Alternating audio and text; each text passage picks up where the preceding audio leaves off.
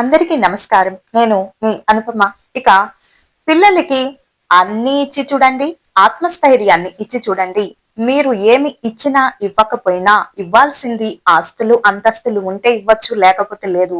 అదేం పెద్ద విశేషం కాదు. కాకపోతే మీరు నిజంగా పిల్లలకు నిజంగా ఏదైనా విలువైంది ఇవ్వాలనుకుంటే ఈ సృష్టిలో ధైర్యానికి, ఆత్మవిశ్వాసానికి ఉండేటటువంటి విలువ అంతా ఇంత కాదు. మరి వాటితోటి ఏవి కూడా పోల్చలేము. వాటితో సమానమైనటువంటివి ఈ సృష్టిలోనే లేవు.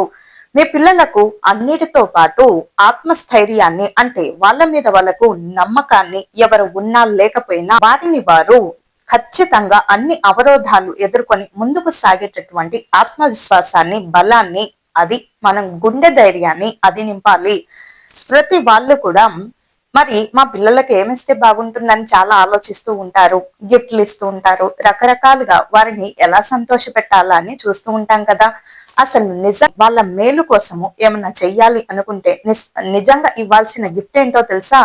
నిజంగా ఇవ్వాల్సిన బహుమతి ఏంటంటే ఆత్మస్థైర్యము, సెల్ఫ్ కాన్ఫిడెన్స్ అంటారు కదా, అది అది ఇవ్వాలి. పిల్లలకు వారి మీద వారికి నమ్మకాన్ని, సెల్ఫ్ కాన్ఫిడెన్స్ ని, అంటే స్వీయ నియంత్రణ చేసుకోగలిగేటటువంటి సెల్ఫ్ కాన్ఫిడెన్స్ ని, అంటే ఆత్మస్థైర్యాన్ని, అలాగే ఏ పరిస్థితులు ఏవి ఎటు తిరిగినా కూడా ఎక్కడా కూడా లొంగకుండా అలా ముందుకు వెళ్ళేటటువంటి అంత గుండె నిబ్బరాన్ని ఇవ్వాలి. ఆత్మవిశ్వాసము, గుండె ధైర్యము, ఇవి రెండు ఇవ్వగలిగితే ఈ ప్రపంచంలో వాళ్ళు ఏ అడవిలో పాడేసినా కూడా బ్రతకగలుగుతారు. ఇప్పుడు ఆస్తులు ఉండొచ్చు, పోవచ్చు. కాకపోతే మరి ఎప్పటికీ చెరగని తరగనిది సిరి సంపదలు ఏమన్నా ఈ సృష్టిలో ఉన్నాయంటే అది ఆత్మవిశ్వాసము, అలాగే గుండె ధైర్యం ఒకటి.